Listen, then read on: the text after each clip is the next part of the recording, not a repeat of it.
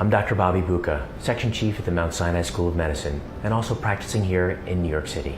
Currently, we don't have a cure for psoriatic arthritis, but we want to get in front of it early. If we can do that and prevent some of the inflammation in the joint space that our body does not need, we can preserve that joint, keep it healthy for the long term. We've got two buckets for therapy for psoriasis and psoriatic arthritis.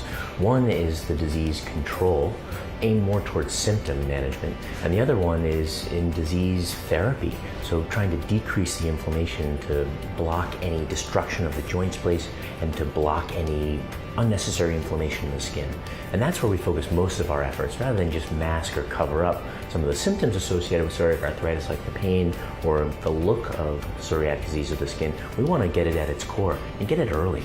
We've got older disease-modifying agents, or DMARDs, like cyclosporin and methotrexate.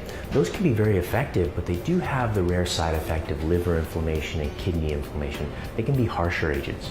Newer DMARDs, for example, a phosphodiesterase inhibitor, can be very helpful to prevent the production of those inflammatory mediators. If we can block the production of inflammation, well, we're not going to have joint destruction, we're not going to have inflammation in the skin. And they've got a lower side effect profile.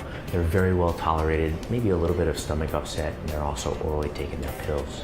A separate class, which are injectables, are the biologic class. These are fabulously effective. They're really taking our treatment of psoriasis and psoriatic arthritis to new heights. We can clear or nearly clear a patient with both psoriasis and psoriatic arthritis with these biologic agents. They do require some pre-screening, and some patients are not entirely comfortable with an injection as opposed to a pill, but they're working beautifully, and they target the inflammatory mediator or the inflammatory protein after it's been produced.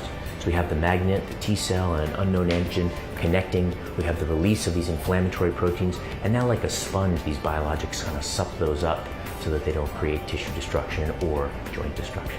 The most common potential side effect for an injectable biologic is some soreness at the injection site. Number two is maybe a common cold in the course of a year. So my patients that are on biologics will get the sniffles one or two more times in a flu season than my patients not on biologic therapy. Time between administration of these agents has vastly increased. We used to give biologics twice a week. Now we're up to once every 3 months. Now, that's not a cure of psoriasis. We don't have a cure. But if I'm doing a shot for a patient once every 3 months, that's getting there. That's pretty close.